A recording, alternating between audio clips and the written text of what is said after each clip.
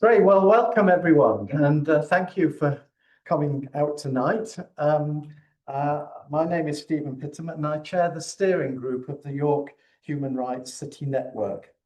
So a very warm welcome to our annual lecture in 2025. And we're delighted that so many people from York have come here tonight. We're nearly a full house and people still arriving, so that's great. And that online we've got participation from people from York, from other parts of the UK, and from 7 other countries throughout the world, which I think says something about the fact that the York Human Rights City is being acknowledged around Europe and around the world.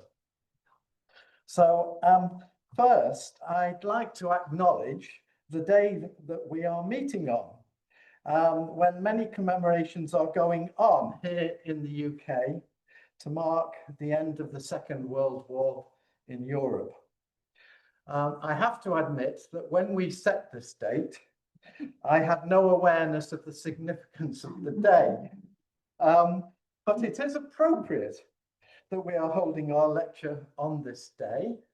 And for those who heard the Archbishop of York, Stephen Cottle, our local Archbishop, in Westminster Abbey, will have heard him talk about the positive things that emerged at the end of the war, as he was talking about hope.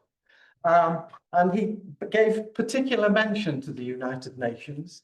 And I think we here who are interested in human rights would probably go one step further and talk about the Universal Declaration of Human Rights, which followed the setting up of the United Nations. In the declaration came in 1948. And of course, it's that declaration that kind of underpins all the work that we are engaged in here in York. So it's my pleasure to introduce the proceedings tonight. Once again, we are organising the lecture as part of the University of York Open Lecture Series, and we're grateful to the university events and AV teams for promoting the lecture, organising the bookings and organising the online AV.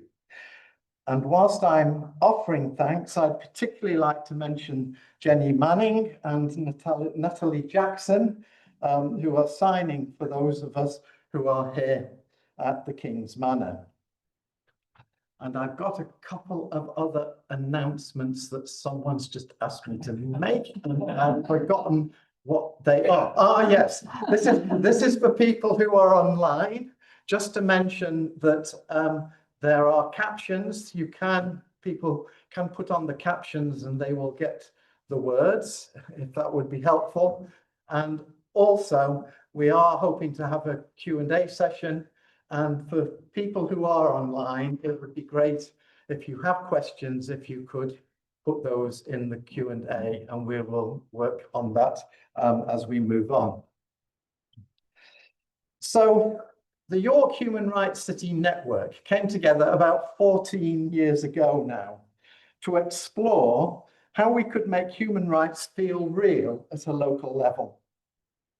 We recognise that the policy framework for the human rights have been set at the international level, coming out of the 1948 Universal Declaration, and the kind of accountancy for that in terms is at the level of the nation state. So the UK has to periodically report on human rights, on the different aspects of human rights to the UN.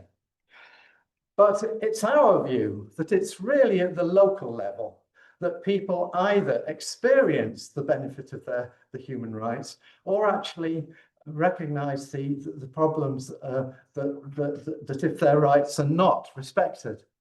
So it's at that local level. And our aim was to try and think about how we might bring human rights home to the local level, if you like, and particularly here in York. The network is jointly hosted, and I think this is really important, by York CVS, which roots us in York's vibrant civil society, and also, equally important, the Centre for Applied Human Rights at the university, which roots us in the human rights discourse and offers us so much. I think it's a wonderful example of how a university department can be relevant to the city that it's involved in. So those are our two sponsors, the York CVS and the University of York. And it's now 8 years ago, in April 2017, when the Lord Mayor of York, in the role of the first citizen of York, signed the declaration making York the UK's first human rights city, with the full support of all political parties represented on the council at that time. In making that declaration and in becoming a human rights city, York joined 6 other European cities who are coordinated through the European Human Rights Cities Network. And we're linked, it gives us that link to human rights cities in all continents of the world. So it really is a way in which we can link the local to the global. So what do we do and why are we doing it? Well, each year we put together the annual indicator report.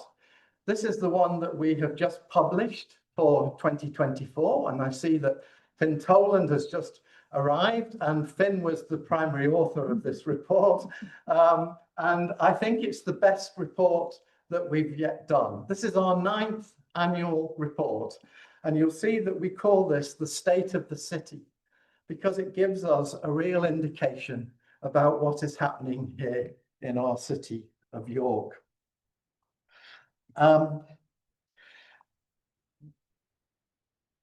We hold this lecture around this time to mark the anniversary, because it was towards the end of April in 2017 that we announced and declared as a human rights city.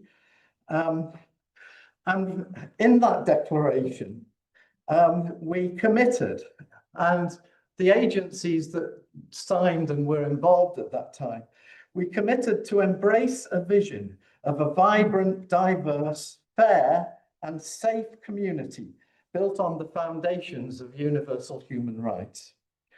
And we noted at that time it was a very significant point in the journey to make that declaration, but we know we have a long way to go to achieve our vision. So each year we put together this indicator report to show how we are progressing. And we asked the people of York, through going out onto the streets and also through an online survey, what were the human rights which they felt was the most important to them. And we adopted their top 5 human rights: the right to equality and non-discrimination, the right to decent housing, the right to good education, the right to health and social care, and the right to a decent standard of living. Those were the 5 human rights. And this indicator report gives a progress report every year on how we're doing on those rights. And in terms of tonight, all of those rights relate to children's rights. Thinking particularly about children and young people, the results of the 2024 indicator report show mixed trends. Just to pick out 4 of the indicators that are described here. The gap in educational attainment between disadvantaged children and their peers at the end of primary education has increased from 26% to 28.9% in the last year. And that was after that statistic was falling for the last 3 years. So that's something that we might want to note.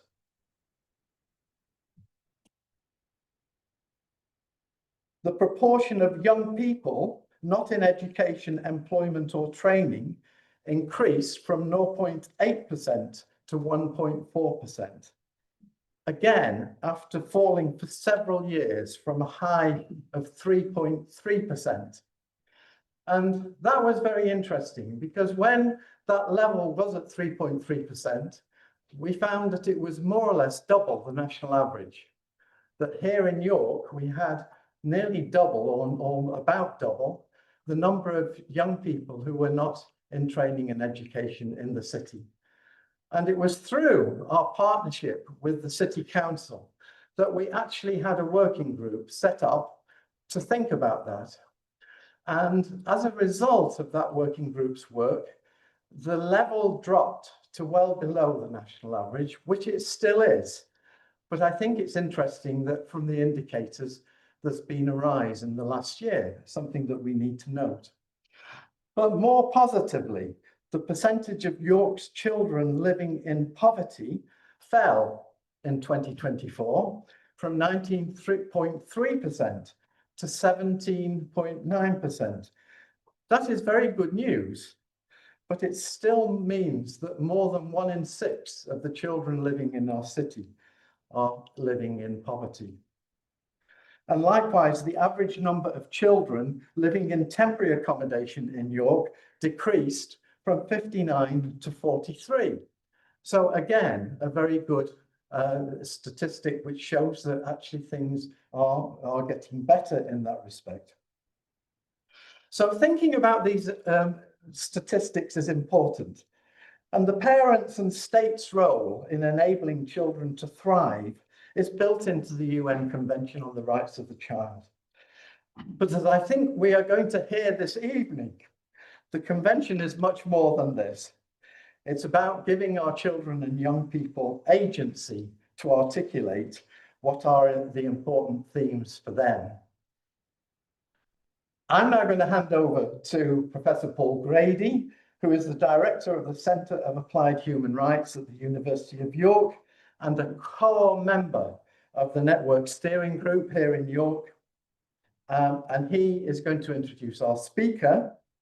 I just want to mention that Paul is also the co-chair of the York's Human Rights and Equalities Board, alongside Councillor Katie Lomas, who I'm delighted is here tonight as well. And I think that's a great example of a partnership between our civil society network and the council, who will receive this report and consider it. And when we produce our report next year, we are going to have a response to the issues that were raised this year. And so the partnership is developing, and I think that is excellent. And it's great that Paul Grady is able to represent the network as co-chair of the Human Rights and Equality Board here in York. So thank you, Paul. Over to you.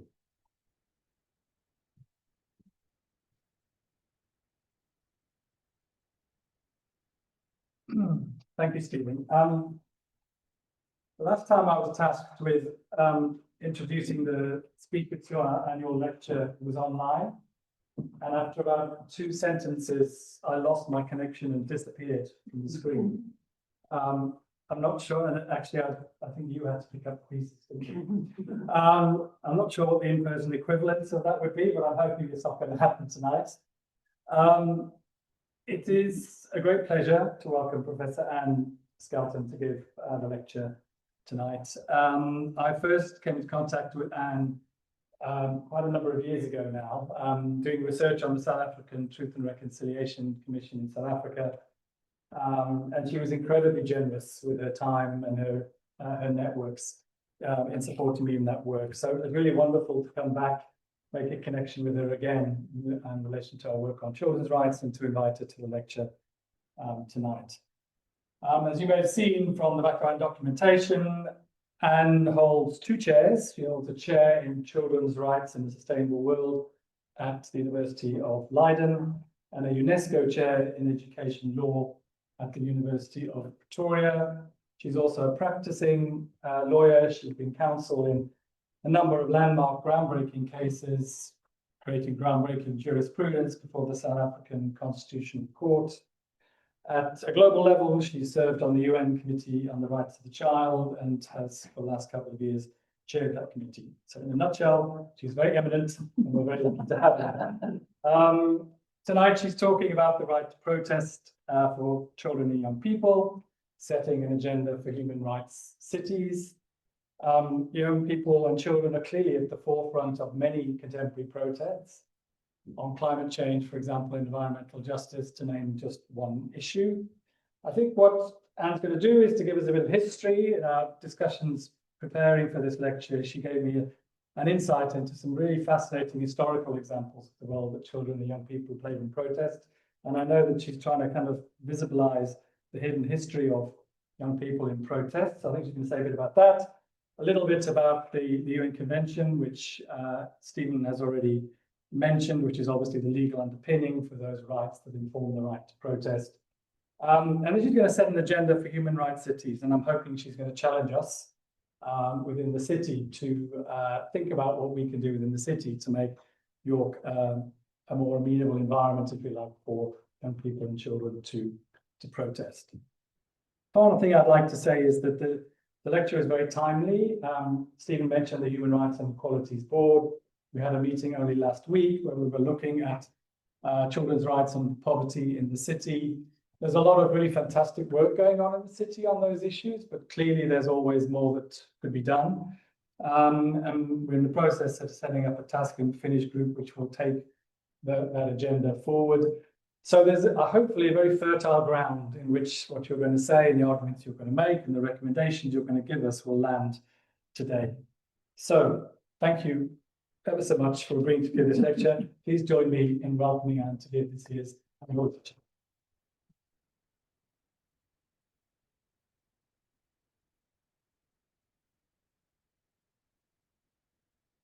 Good evening, everyone. And I'd like to say thank you, Paul, and thank you, Stephen, and to the York Human Rights City Network, to the York CBS and the University of York for inviting me. In fact, what you've invited me to do is to come home. And you may be wondering what I mean by that, but I was in fact born in the village of Thurcroft near Sheffield. And for the first 7 years of my life, I spoke with the Yorkshire accent. Do one. Maybe after a glass of wine later, I'll show you.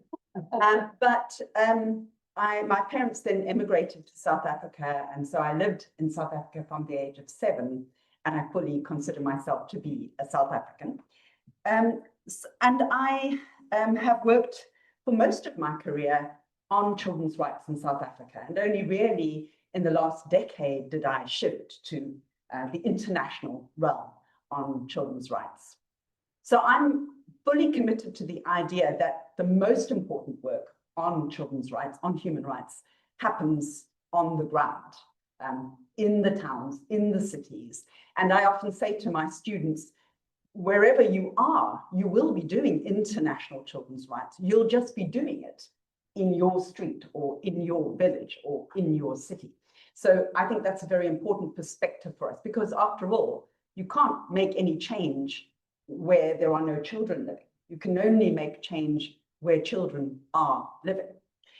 And so I think the work that you're doing at the city level is definitely the most important work that can be done. So I'm going to talk about children's activism, starting with school strikes in the UK. And I'm going to then come up to the modern time and look at what they've been doing around modern themes that they have decided to step up on and they've decided to make important. And I will also talk about the UN Committee on the Rights of the Child, and I'll go a bit global there and have a look at what's happening around protest in other countries as well. And then I will come back to thinking about how protest involving children should be operationalized and how a human rights city would enable children to safely undertake peaceful protest. It all began in Begin. The Begin Council School in Llanelli, Wales, was the site of the first in a series of strikes run by children in 1911. what happened was the school principal, who was usually there and usually meted out the punishments, had gone on holiday and left someone else in charge. And this acting school principal carried out a very harsh beating on one of the children. Corporal punishment was the order of the day, so they were used to being whacked, but this was a particularly harsh whack. And the kids said, they were actually all boys in the school, they said, we're not accepting that. So they went out on strike and they wandered around the village, and fortuitously they met a journalist along the way, and he asked them what they were doing out of school and they explained it to them. Anyway, they went into the churchyard for a while and stood there and kind of complained, and then they didn't know what to do next, so they went back to school. And but the next day, a strike broke out among school children in the Edgehill district of Liverpool. And according to Marson, who is one of the historians that's written all of this up, he said it was here that the children began to show their initiative, and remembering how their fathers had been organized, they elected a strike committee which represented demands to the school teachers that there should be abolition of the cane and an extra half day of holiday per week. The strikers marched to other schools and resorted to some intimidation of others who refused to join the strike. But by now, the news was spreading, and there's no social media involved here. This is just plain old-fashioned newspapers.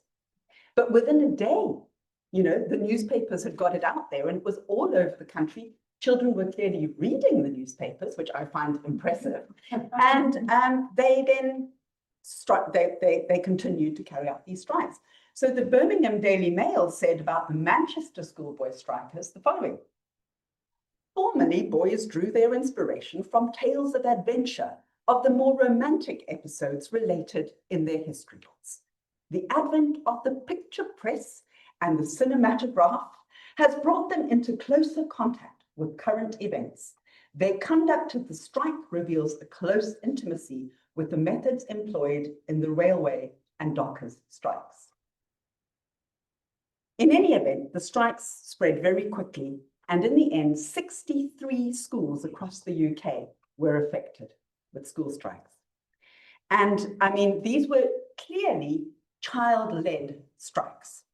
And one of the accounts from a man who was interviewed about it many, many years later that really proves this, he said his mother came down to school when she'd heard that the school had been out on strike, and she took him by the ear and she said to him, "Were you one of the boys out on strike?" And he said, "No, Ma, I wasn't." He said, "Because I knew if I admitted I had been, which I had been, I would have got a good leathering." So he wasn't going to admit to her. So this clearly showed there were no adults fomenting this. This was young people simply saying, we've had enough. But interestingly, learning also from what their parents had been doing. So they'd have been sitting around, the kitchen table, whilst the dads were saying, right, tomorrow we're going on strike, and this is what we're going to do. We're going to organize a committee. And so the young people decided to do exactly the same. Now, these weren't actually the first child-led strikes in England, because in the 1880s, child workers actually also went out on strike for, things like a 10-hour day, 10-hour working day, because they were working 12 hours. So to try and get those hours shorter, they went out on strike. I think there, though, it's harder to say that it was entirely child-led, because there were big union movements at the time that children might have been part of. And children were not sort of seen so differently as children then. They were just seen as workers who were quite young. And so consequently, their work was very much wrapped up with the work of adults.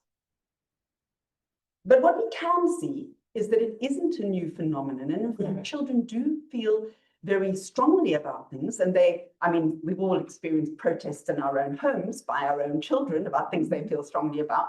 But when they decide to go out and do this in a more organized way, they can be very clear about what they want and very forceful.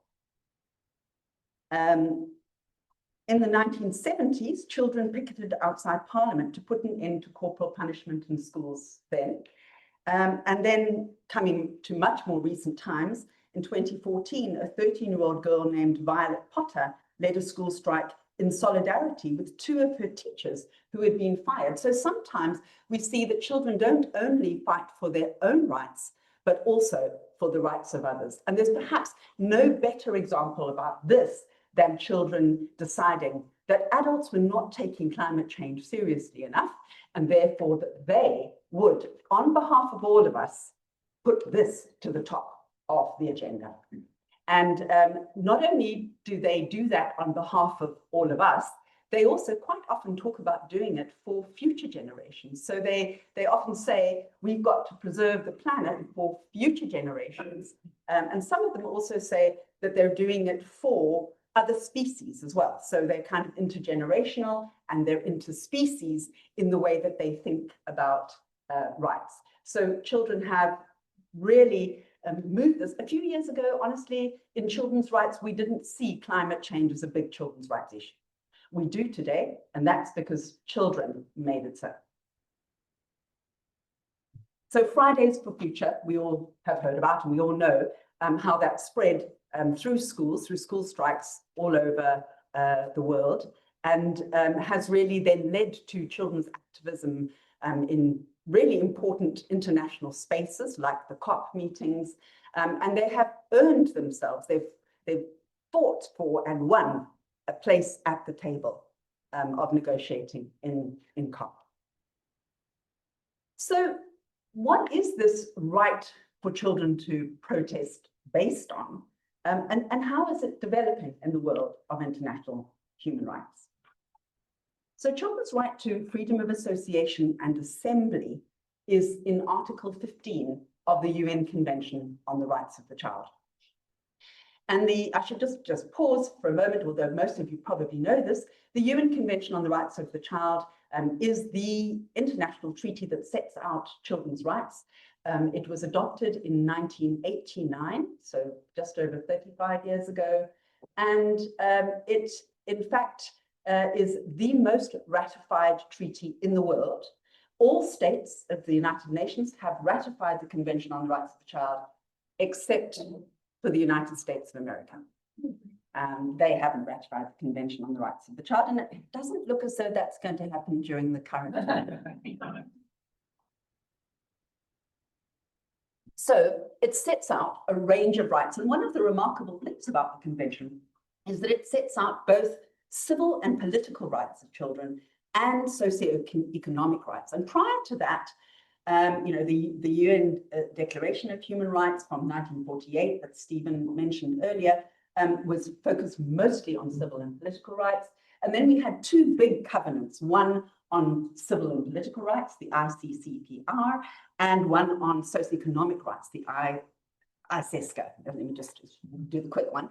And those are 2 big conventions from 1966, but interestingly enough, they were in 2 separate documents. Although nowadays we always talk about the indivisibility of rights. Stephen, when you were talking earlier, you flagged all 5 rights that you mentioned as having been identified as being the most important ones were all civil and they were all socioeconomic rights. But it's interesting to reflect on, in order to fight for your rights and demand accountability for rights, lack of rights fulfillment, you need to exercise your civil and political rights. So you need to be able to organize, you need to be able to demand, and you need to be able to hold your leaders accountable when they fail. And part of that might be your right to protest, also your right to vote, of course. So in a sense, we really see the indivisibility of rights caught up here, because what people are often protesting about when they protest is their lack of fulfillment of other rights of theirs, and often those rights are socioeconomic rights. So we can see then we need both if we're going to really make sure that we can get absolute rights fulfilled. So this formulation in Article 15 of the Convention on the Rights of the Child was based on the original International Covenant on, first of all, the Declaration on Human Rights from 1948, as Stephen mentioned, what came out of the Second World War and the setting up of the United Nations. And then we have the International Covenant on Civil and Political Rights, which also sets out the right to peaceful process. And I should mention, by the way, it's the right to freedom of assembly, and that always has to be peaceful. So peaceful assembly is what is protected. Violent assembly is not necessarily protected, but I will talk a little bit more about just how easily peaceful protests can become violent protests, and you never know where the violence is going to come from. It doesn't always come from the protesters. Sometimes it comes from law enforcement, and it can pitch it over into being violent when it didn't start off that way. And that is one of the restrictions on the right to peaceful assembly. So peaceful assembly has to be peaceful to be protected within the human rights framing. But there are no additional restrictions on children. So if we look at what's in the International Covenant on Civil and Political Rights, and we compare it with the Convention on the Rights of the Child, there's a technical difference, because in the Convention on the Rights of the Child, the two are put together in one article, whereas they're two separate articles. But that's just a technicality. It doesn't make any difference. And the Committee on the Rights of the Child, which is the body that oversees the implementation of the Convention on the Rights of the Child, has decided and has stated clearly that the difference in structure is not fundamental, and children have the same rights as adults when it comes to both association and assembly. And the committee has also said that children's capacity to participate in such activities of their own volition develops as they mature, in line with the concept of evolving capacity. Now, because childhood covers from under the Convention on the Rights of the Child from the moment of birth, so 0 to 18, it's the most rapid phase of development in a human's life. So it's a very wide range of different age groups and development abilities and capacities within that range. So we recognize, of course, that very young children will not of their own volition be going to protest. They might protest about not wanting to eat their dinner, but they're not going to be in the marketplace, out there objecting to something bigger. But as they grow older, they may be doing that. However, it is important to note that even babies might be present at protests because, of course, their parents take them there. So sometimes this is also part of what we experience, that we see that children, I'm focusing today mostly on children exercising their agency in wanting to be part of protest. But we must recognize, and this is important for a human rights promoting city, that children could be present, even babies and toddlers could be present at a protest because their parents may have brought them there, feeling that perhaps it's part of their civic education to be at protests, or maybe for reasons as prosaic as there are no childcare facilities, and so therefore the only way for the adult to participate in the protest is to bring the child along. But if you're looking at this from a law enforcement point of view, you've got to be aware that there probably will be children present at a protest. And therefore, in making preparations around how to deal with a protest, it's important to be aware of that. Now, this Article 15 in the Convention on the Rights of the Child is actually part of a cluster of rights, which the committee calls civil rights and freedoms. And these other ones are the right to a name and nationality, the preservation of identity, freedom of expression, freedom of thought, conscience and religion, right to privacy and access to information. Also, the right for children to express their views and to have their views taken seriously in all matters concerning them. This is often referred to as the participation right in the convention, and is considered by scholars of children's rights to be a very important part of the Convention on the Rights of the Child. There had been declarations on children's rights from 100 years ago. 1925 was the first declaration on children's rights, but the earlier declarations were framed very much in welfarist terms, thinking about how to protect children, how to protect them and how to advance them through education and healthcare and so on, all very important, but didn't really conceptualize children as true rights holders. And in the discussions about what would go into the Convention on the Rights of the Child, there was a feeling that maybe these civil and political rights needn't go in because children are human and these are human rights, so they have them. But I think it's just as well that they were put in, because it was quite possible that some people might think that children don't have these rights. And if they weren't mentioned in the Convention on the Rights of the Child, then it might be more difficult nowadays to make the assertion which I am standing here to make, which is that children really do, in the law, have the right to freedom of assembly, freedom of association, including the right to peaceful protest. Now, the Human Rights Committee, which oversees the International Covenant on Civil and Political Rights, decided a few years ago to draft a general comment. These are kind of authoritative statements that treaty bodies draft that set out how that committee interprets the right. So this was a general comment on the right to freedom of association and freedom of assembly.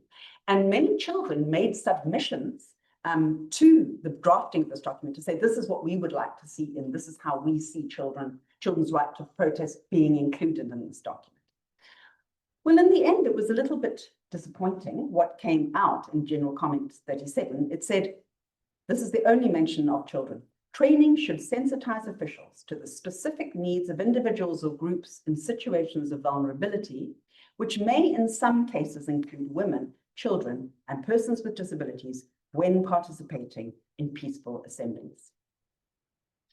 But the problem with this conceptualization is seeing children and other groups, such as women and persons with disabilities, as being vulnerable and marginalized. Doesn't really sound like they have agency. Doesn't sound like they are out there making protests themselves. And so that was really, frankly, at odds with what we really see, that children are stepping up and are going out and protesting. So that wasn't very encouraging.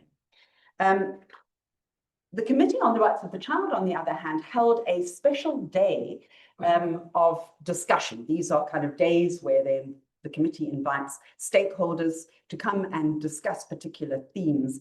And they held a day on children as human rights defenders.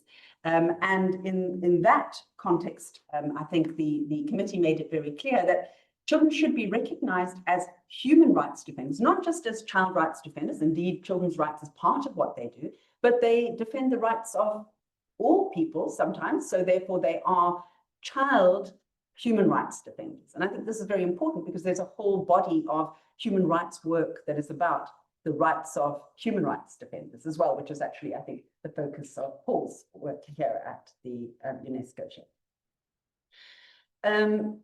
Another interesting place to look for what the Committee on the Rights of the Child has said about this is the committee's main role is to review states to see how are they doing on implementing the Convention on the Rights of the Child at the country level. So all states that have ratified, so everyone except the United States of America, has to come to Geneva to report to the Committee on the Rights of the Child and say, how are they doing on implementing?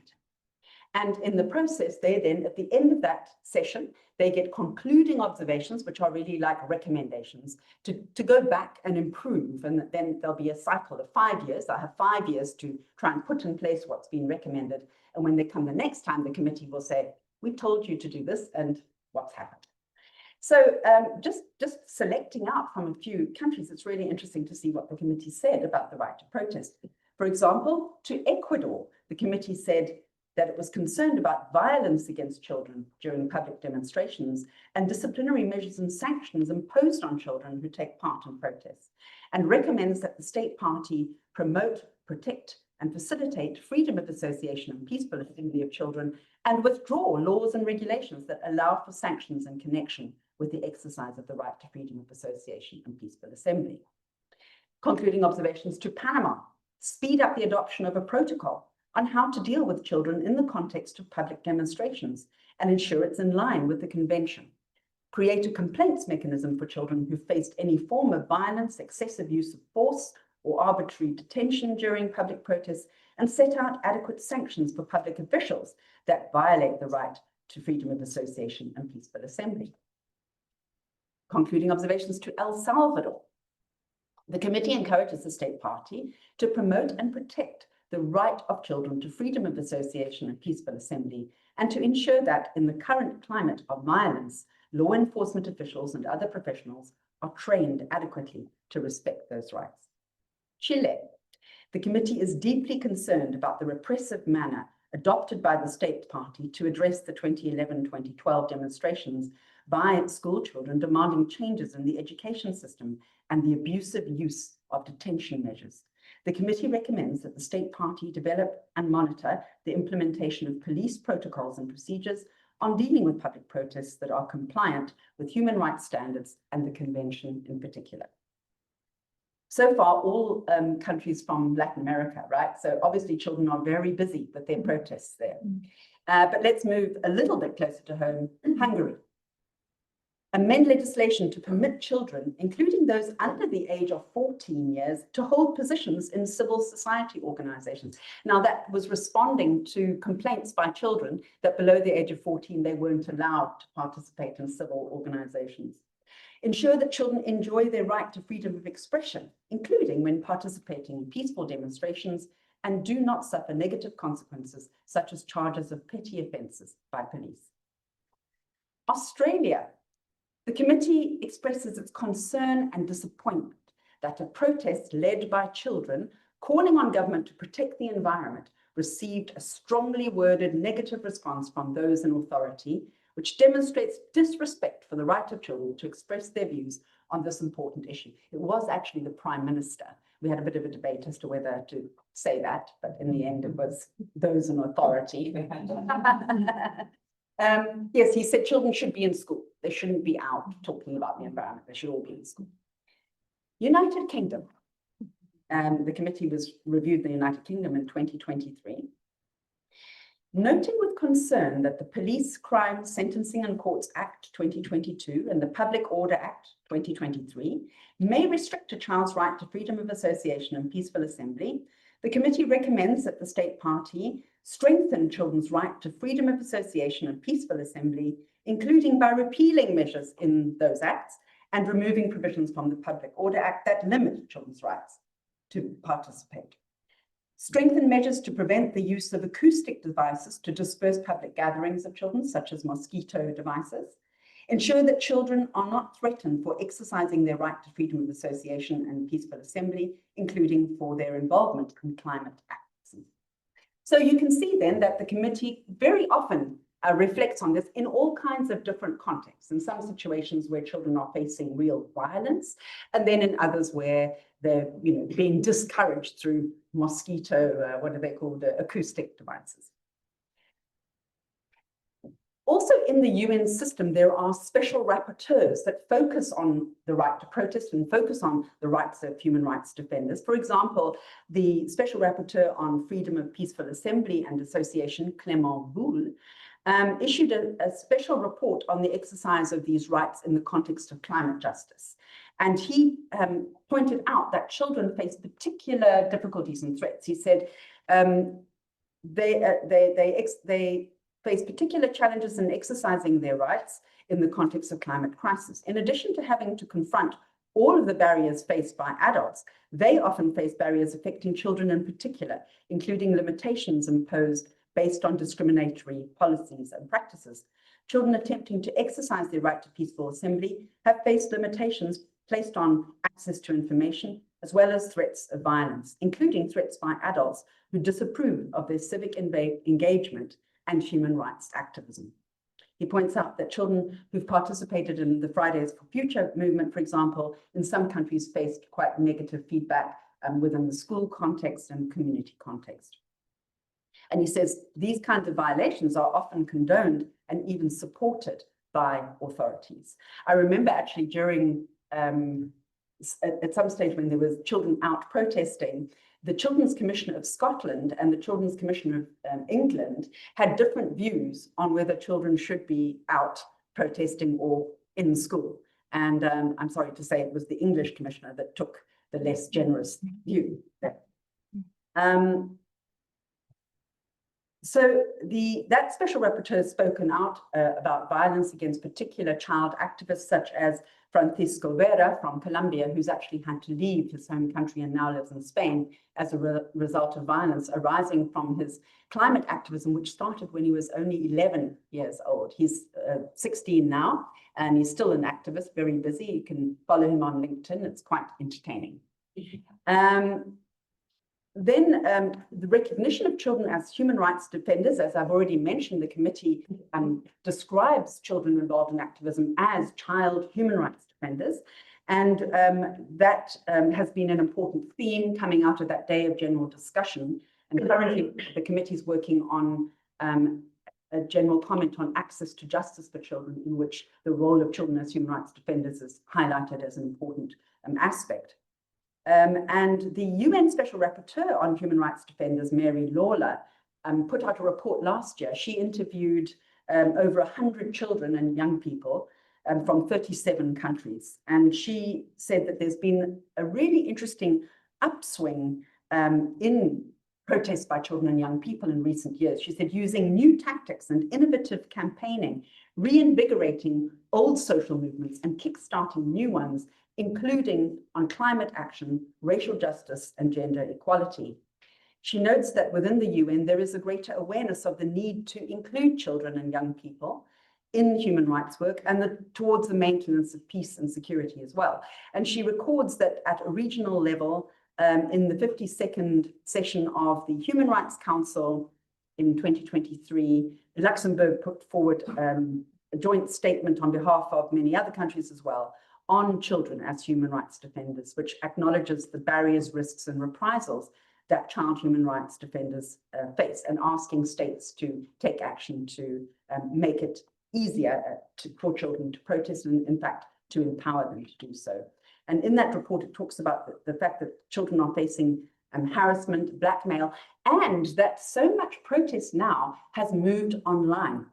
So as protest moves online and children are using social media platforms to protest, new threats and difficulties arise because children now can be, harassed online, they can be scapegoated online, they can have deep fake videos made about them, all kinds of things happen. And sometimes children withdraw from the world of activism because of the fact that they can't face what they have to deal with. So this does magnify the risks to a great extent. But it is probably something that we have to realize, that the right to freedom of assembly, which suggests people coming together, now must include assembly in the virtual world as well.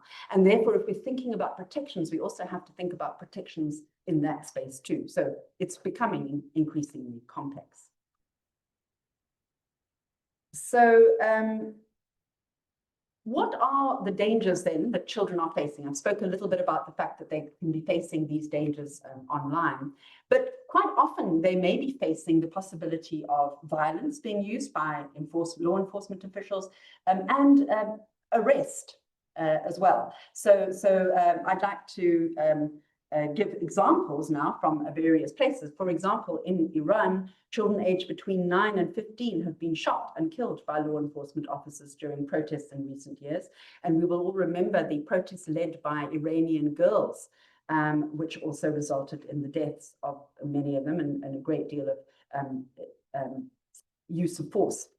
In Thailand, several children have been protesting and in doing so, mentioning the royal family. And in Thailand, to say something negative about the royal family is like a treasonous offense. So children have been arrested and charged and could be facing imprisonment simply for going out on protest and saying negative things about the royal family. So there are many human rights lawyers working on that right now. In Kenya last year, children went out in protest. Actually, it was a protest against increased taxation. It's quite interesting. Children are not taxed, seeing they're not earning, but they were participating with adults, but there was an indiscriminate use of violence. They were tear gassed, they were arrested and held in detention. And you might have seen, I certainly saw clips of them coming to court, and some of them were so distressed that they were sort of lying down on the floor. They were so you know, upset about having spent a few nights in custody in police cells and so on. Coming to my own country, South Africa, of course, one of the most emblematic pictures we have in South Africa that reflect our history is one from the Soweto uprising, in which a boy is seen being carried in the arms of another boy from the township. And he, of course, that's Hector Peterson, who died. This was a protest run by children protesting against being educated in the language Afrikaans in schools, and part of a broader protest against apartheid at the time. So this is very, you know, a very strong vein of South African history. And yet our law is nevertheless contained up until the modern time, contained a requirement that if you are organizing a protest, you have to give notice if there are going to be more than 15 people at your gathering. And if you fail to do so, you can be arrested and punished. So there were a series of protests going on in South Africa about service delivery, about the kinds of things that Stephen was talking about earlier, you know, lack of proper housing, lack of sanitation, but I say probably rather more dire in some of the villages in South Africa than might be facing people living in York. But nevertheless, children were involved, and in this particular instance, children were quite consciously involved. I say that because in South Africa, children are very often at protest scenes because honestly, they're such fun.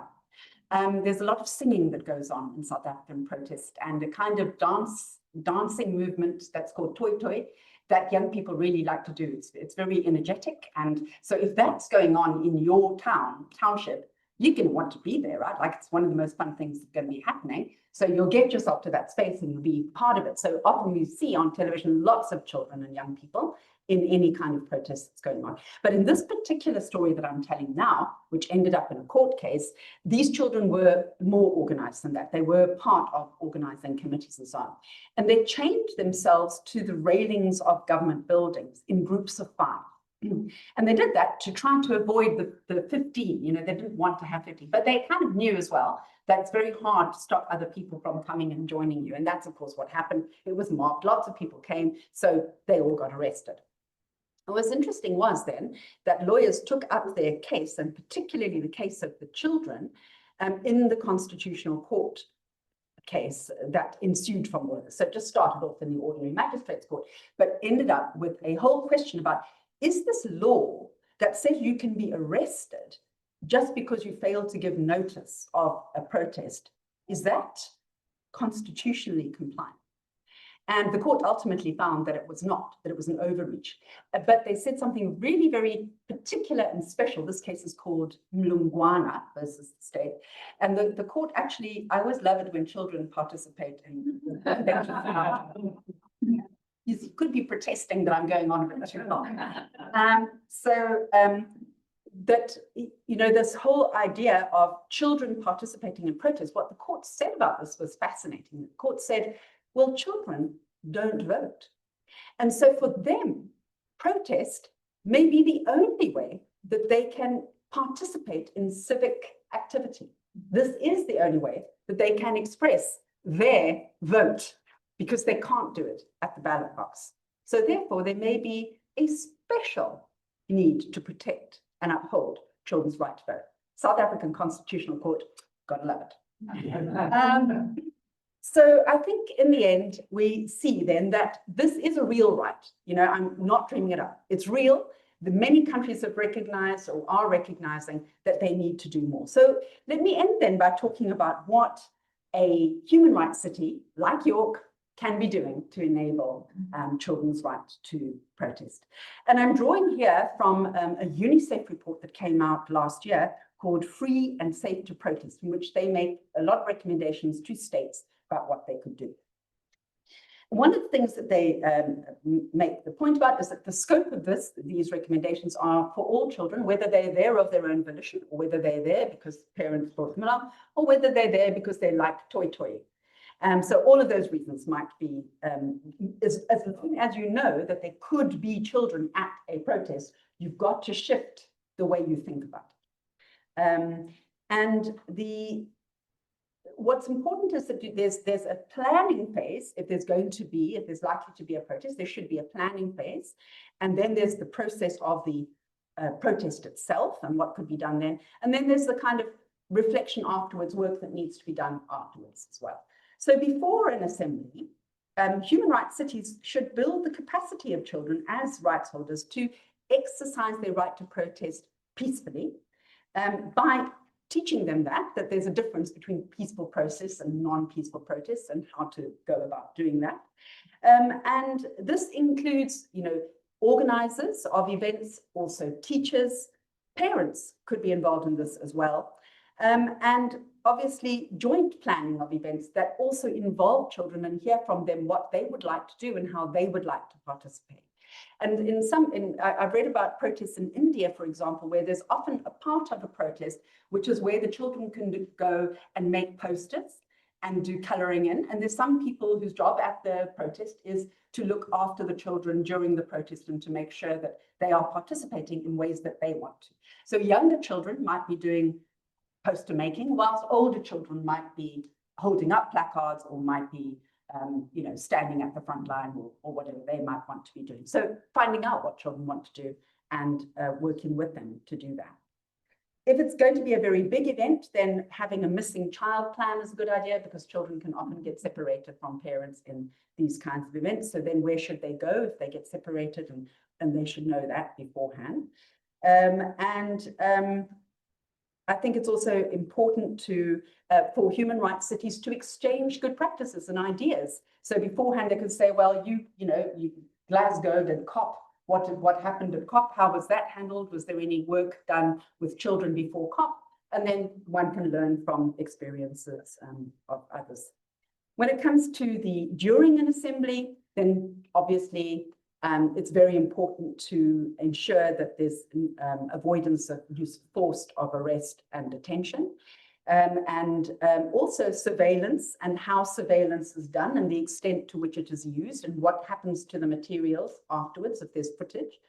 And also there should be obviously good plans in place and then an appropriate response if a planned a planned protest that's supposed to be peaceful turns violent. What is the strategy and how should that be dealt with? And then after an assembly, it's important to have post-event debriefings and involve children in that. And cities should do what they can also to protect children from being exposed to negative consequences. So they could be in trouble at school because they participated in a protest. And so it's important to make sure that there's some kind of communication with schools about how to deal with that kind of thing. And then if there were incidents where children were harmed, obviously there should be some kind of process to be able to have that recognized and have accountability for it. So to conclude then, a human rights city should not only recognize that children do have the right to protest and not just tolerate it, but actually, dare I say, encourage it, certainly enable it, certainly understand that it's part of learning to grow, to be an adult who, like all of you, cares about human rights and wants to contribute to it. Thank you very much.